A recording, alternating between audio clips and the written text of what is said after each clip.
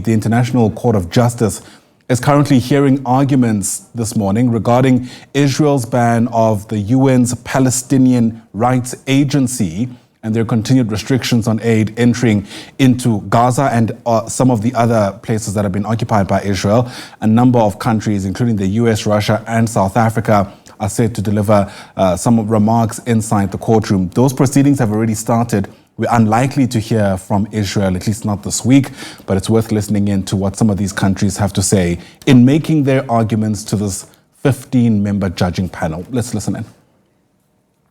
With the United Nations. It is from the preamble of the Charter that we derive the notion that member states have committed to combining their efforts to accomplish the aims of the organisation. Among the principles set out in Article 2 of the Charter is that all members, in order to ensure to all of them the rights and benefits resulting from membership, shall fulfil in good faith the obligations assumed by them in accordance with the present Charter. Another of the principles is set out in Article 2, paragraph 5 of the Charter, which requires in its first part that all members shall give the United Nations every assistance in every action it takes in accordance with the present Charter. Consistently with the Court's interpretation of Article 2, paragraph 5 of the Charter in its advisory opinion concerning reparation for injuries suffered in the service of the United Nations, in the practice of the Secretariat, Article 2, paragraph 5 of the Charter has generally been interpreted as meaning that member states are required to provide every assistance to the United Nations entities to ensure the effective implementation of their mandates. In this context, it has been generally relied upon when calling upon states to comply with their obligations under Article 105 of the Charter and the General Convention. In the present case, the United Nations action consists of the activities carried out by a number of United Nations entities in the occupied Palestinian territory. Such activities are carried out consistent with resolutions of the Security Council and the General Assembly, and with mandates provided by various United Nations bodies, in a context in which this Court has authoritatively held that Israel is not entitled to sovereignty or to exercise sovereign powers. In these circumstances, Article 2, paragraph 5 of the Charter is directly relevant in the context of Israel's responsibilities vis-à-vis the presence and activities of the United Nations in and in relation to the occupied Palestinian territory, in accordance with international law, including other provisions of the Charter. Finally, my third point, referred to in certain written submissions, relates to allegations that have been raised as to the impartiality of certain United Nations entities. The United Nations considers very seriously any credible allegations against the organisation, including those involving its personnel or misuse of its premises. Any such concerns must be brought to the attention of the organisation so that the matter may be considered by the United Nations in accordance with its legal framework, including the privileges and immunities of the organisations and its personnel. The organisation has established a framework to address and investigate specific allegations of incidents brought to its attention, which is in line with the status, privileges and immunities of the UN.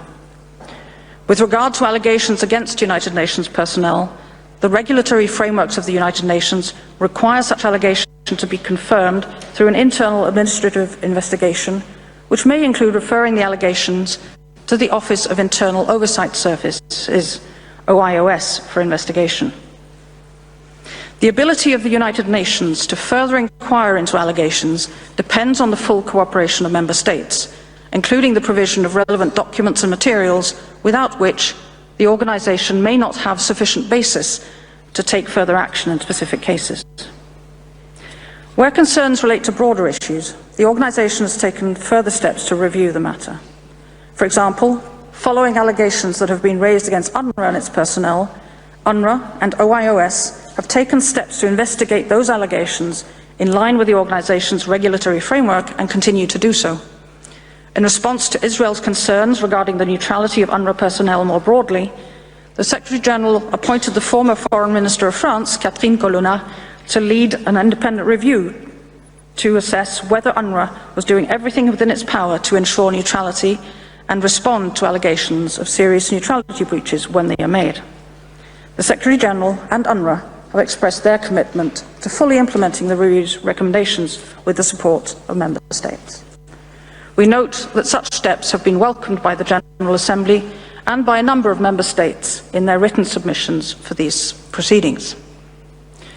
Mr. President, members of the Court, I conclude by recalling that Israel continues to launch devastating strikes on Gaza, strikes that have continued to claim the lives of hundreds of civilians, including United Nations personnel. Furthermore, no humanitarian assistance has been allowed into the Gaza Strip since early March.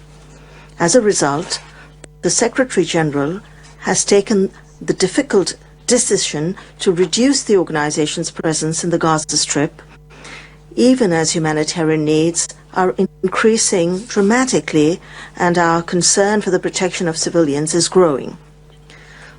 The United Nations is determined to carry out its mandates in the occupied Palestinian territory, including Gaza, in particular by providing civilians with the assistance they need to ensure their survival.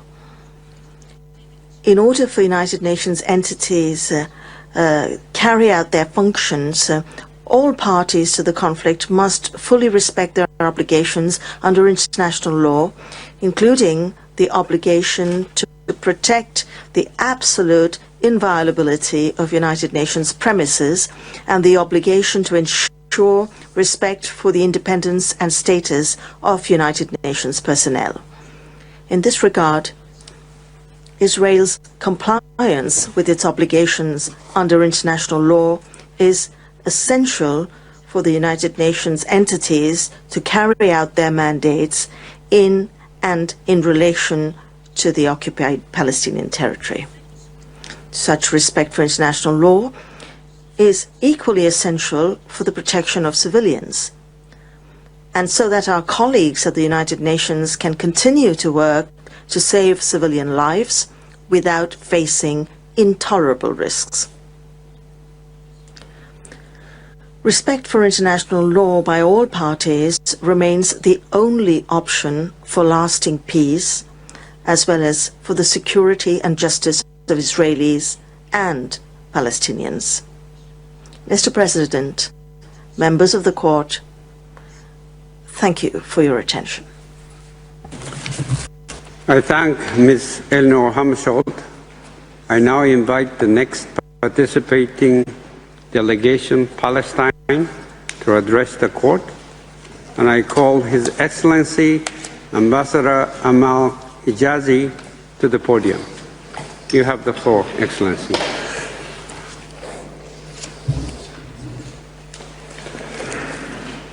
Mr. President, members of the Court, it's an honor for me to present Palestine today and its proud people in these proceedings at a time of existential crisis for the Palestinian people and for the rule of international law.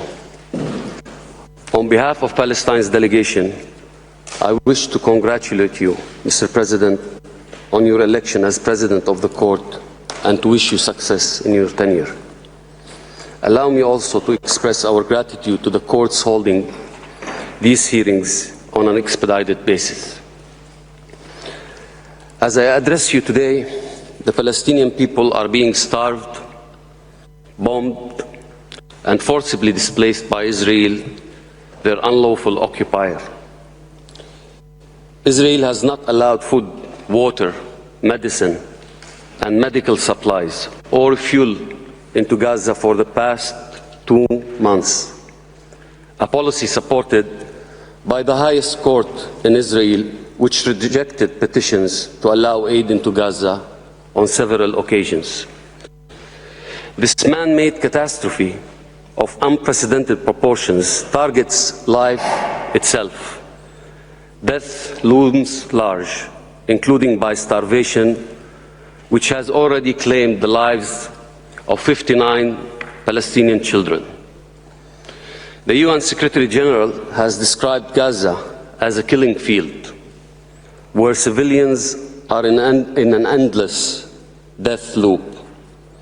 Mr. President, we are here today because the General Assembly asked the Court to determine the legal obligations of Israel in relation to the provision of urgently needed humanitarian assistance by the United Nations, other international organizations, and third states, and in relation to the exercise of the right of Palestinian people to self-determination. This request was provoked by the international community's outrage at Israel's methodical targeting, banning, and obstructing of said parties, including its legislation banning the United Nations Relief and Works Agency of Palestine Refugees, UNRWA, from fulfilling its UN mandate in the occupied Palestinian territory, including East Jerusalem. There can be no doubt about the court's jurisdiction in these proceedings. The question raised by the General Assembly is plainly a legal one. It specifically asks the court to advise on Israel's legal obligations under international law and other rules of international law. Nor is there any reason, let alone a compelling one, for the court to decline to answer it, as the court has already determined in two prior advisory opinions. The question of Palestine is fundamental to the United Nations and its mandate in this case. This request was provoked by the international communities. During this presentation, the State of Palestine will present evidence on the devastating immediate, intermediate, and long-term consequences of this unlawful Israeli policy on Palestine and its people, on every aspect of their fundamental rights and continued existence. The State of Palestine will also present the court how Israel's prohibited conduct extends to the occupied West Bank, including East Jerusalem, because the target of these actions, by admission of top Israeli leaders, is the permanent annexation of the Palestinian territory and the ethnic cleansing of Palestinians. It is a self-incriminating admission that debunks the security sham they used to justify their genocide, as we will also demonstrate in our presentation. Mr. President, members of the court, before I go any further, allow me to first address the context in which these deliberations are happening. This legal and moral crisis is not 18 months old. Israel has been systematically dispossessing, uprooting, slaughtering and imprisoning Palestinians in absolute flagrant disregard for international law and the inalienable rights of the Palestinian people for 8 years now. It has done so with the intent to destroy our people and to thwart the realization of self-determination in their homeland.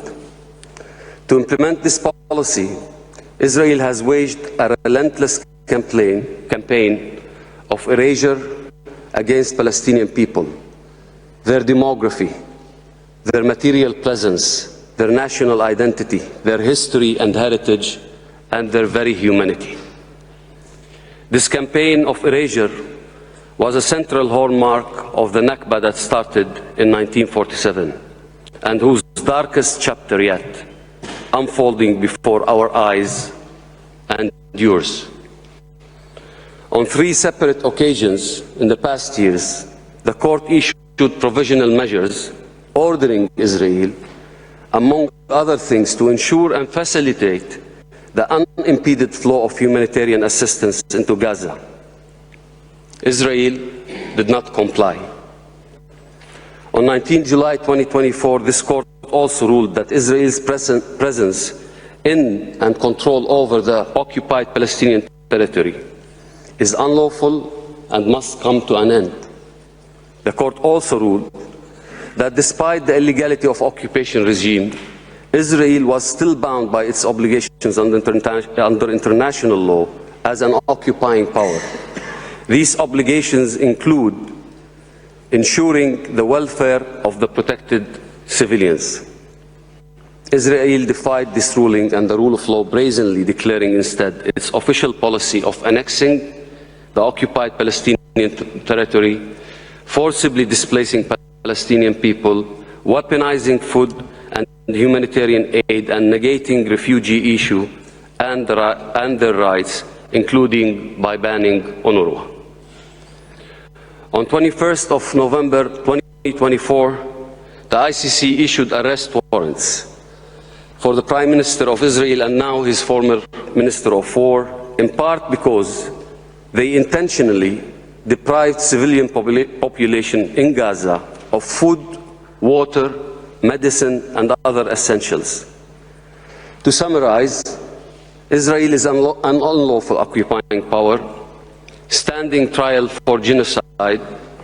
Its Prime Minister is wanted by the ICC. It's attempting to destroy Palestinian people and erase Palestine, including by barring and obstructing humanitarian organizations, thus also violating its obligations under the UN Charter and other instruments of international law. That is the context of the question before you. Mr. President, members of the court, UNICEF says Israel's onslaught has killed and injured 100 Palestinian children in Gaza every day since 18 March 2025. This is in addition to the more than 15,000 children Israel has killed since the onset of genocide, and the thousands who are still missing under tons of piling rubble of what was once their schools and their homes. Israel's genocidal campaign has turned Gaza into the home of the largest cohort of child amputees per capita in the world. Their limbs are amputated without proper medicine or care, sometimes without so much as a painkiller.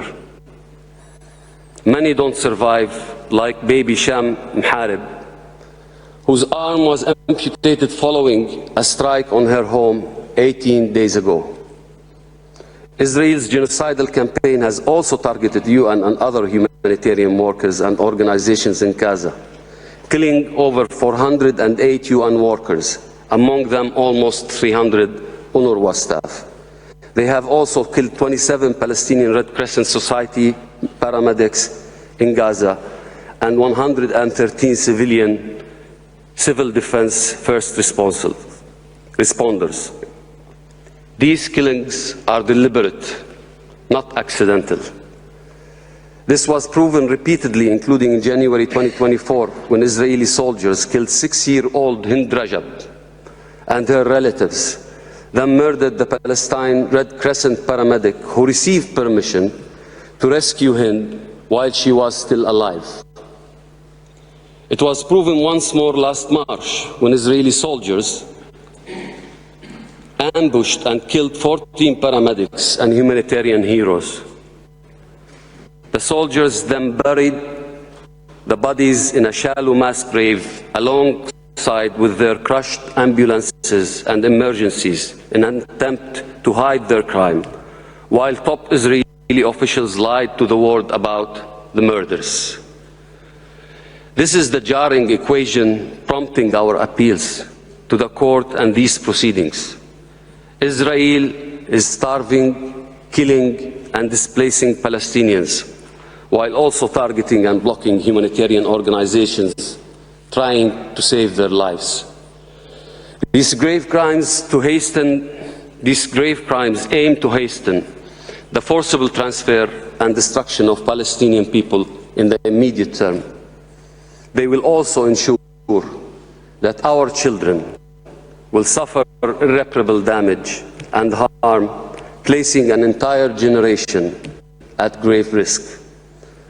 Already experts have concluded that life expectancy in Gaza has been slashed in half since the onset of the genocide. Mr. President, members of the court, this targeting of life in the Gaza Strip has been ongoing for years and in grave violation of Israel's legal obligation as an occupying power and as a member of the UN. Israel began engineering food deprivation in Gaza 19 years ago, making the majority of civilian population dependent on food aid to survive. A senior Israeli official then said, and I quote, "The idea is to put the Palestinians on diet, but not to make them die of hunger." End quote. Since October 2023, the blockade has progressively turned into a total siege. The Office of the High Commissioner of Human Rights said, "This siege is creating conditions that were incompatible with sustaining life or the continued existence of Palestinians in Gaza." These are the facts. Starvation is here. Humanitarian aid is being used as a weapon of war. All UN-supported bakeries in Gaza have been forced to shut their doors. 9 of every 10 Palestinians have no access to safe drinking water. Storage facilities of the UN and other international agencies are empty. More than 12,500 wounded Palestinians, including thousands of children, now require medical evacuation to have a chance at life. That is in addition to thousands of cancer and other patients dying slowly, dying in agony, and hundreds of thousands of children whose lives are in danger because Israel is denying entry of vaccines. Meanwhile, Israel continues to repeatedly, forcibly displace and starve the Palestinian population in Gaza. This UN-produced map illustrates how Israel has squeezed the population into a third of the Gaza Strip that it continues also to bomb. UNICEF, for example, has been forced to shut down 21 malnutrition clinics because of these repeated forced displacement orders. Israel has also waged a war on hospitals in Gaza, bombing them, laying siege to them, burning them, or leveling them to the ground. Israel has bombed and attacked all 36 hospitals in Gaza. The last hospital to be bombed was Gaza's Al-Ahli Baptist Hospital, an institution that has offered health to Palestinians since 1882.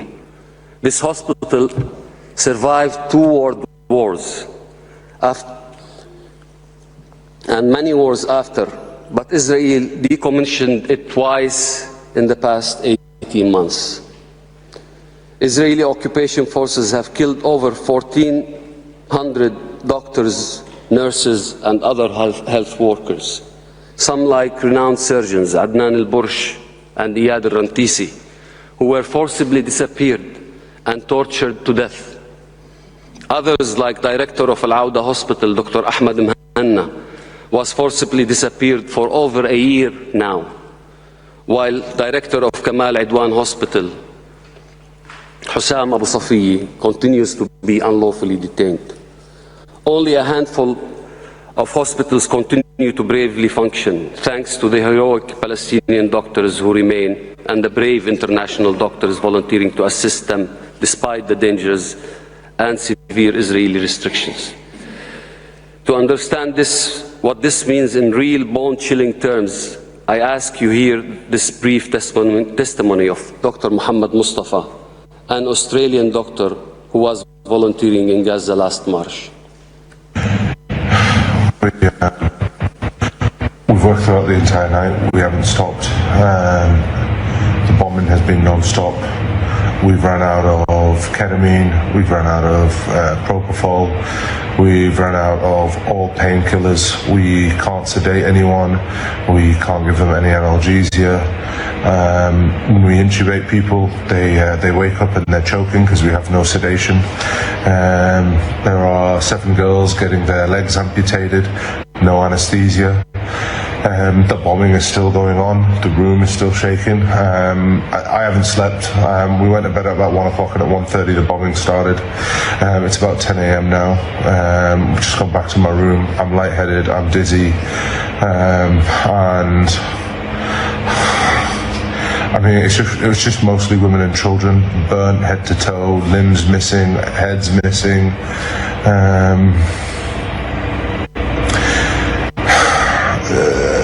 there's a video I put up on my story of me doing a chest drain. The gentleman that did the chest drain, and he died on the way to the CT scan. There's another video of 3 girls laying on a bed. That's his 3 girls, who are now orphaned.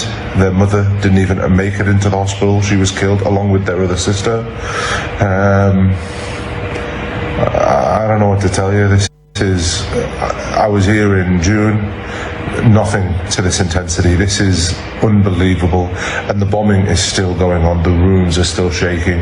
The screams are everywhere. It's insane.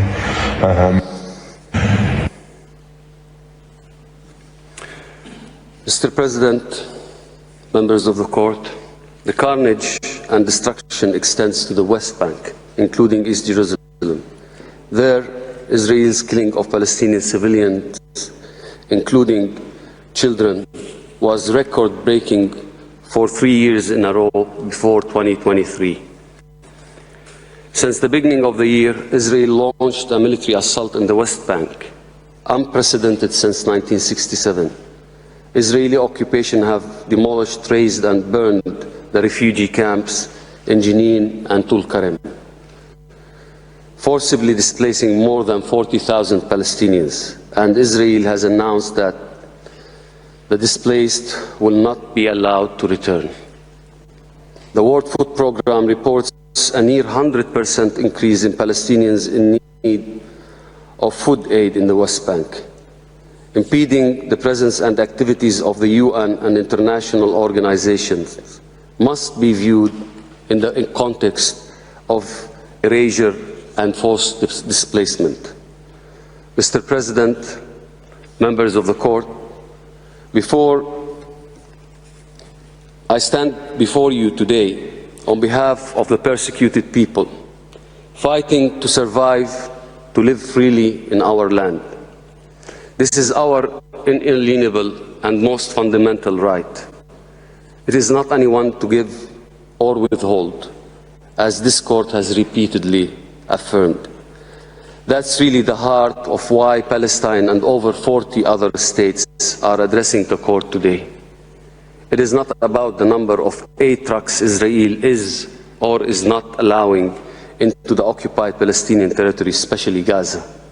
It is not about Israel destroying it is about Israel destroying the fundamentals of life in Palestine, while it blocks UN and other humanitarians from providing life-saving aid to the population. It is about Israel unraveling fundamental principles of international law, including their obligations under the UN Charter. It is about Israel turning Palestine, in particularly Gaza, into a mass grave for Palestinians and those coming to their aid. Before I conclude, Mr. President, allow me to describe the remainder of Palestine's presentation today. First, Mr. Paul Reichler will present Israel's legal obligations under international law and international humanitarian law. Next, Ms. Blinne Nigroli will discuss Israel's violation of its legal obligations as a member of the United Nations. Then Professor R.D. Msis will address legal obligations specifically in relation to UNRWA. He will be followed by Professor Alain Play, who will discuss the legal consequences of Israel's violations of its obligations with respect to the provision of humanitarian aid to the Palestinian civilian population and the exercise of their right to self-determination. Finally, Ambassador Riyad Mansour will present the State of Palestine's closing remarks. I thank you for your kind attention and ask that you call Mr. Reichler to the podium.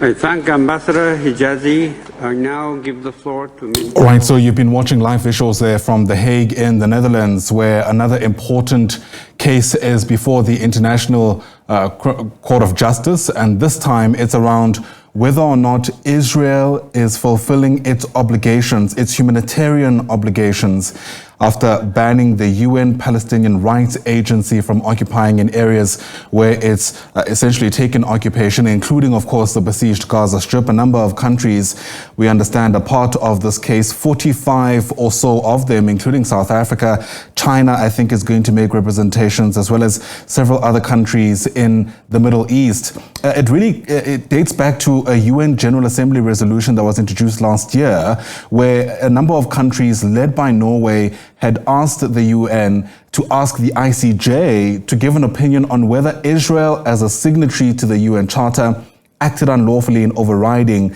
the immunities that are afforded to this UN Palestinian Rights Agency. In other words, is Israel acting in line with international law by banning this agency, which really is at the forefront of providing humanitarian aid to those in Gaza? From doing that, essentially, 45 states or so, including the United Nations itself and Palestine, making representations. As I mentioned, several other countries in the Middle East, including Egypt, Jordan and Qatar, will also make representations. My understanding is that we're not likely to hear from Israel this week. It's a 5-day hearing, and there'll certainly be many other opportunities to continue listening into some of these submissions. Stick around, of course. At 1:30, we'll take you to Brussels to touch base with our correspondent there to just distill for us the main thrust of the arguments that have been presented so far.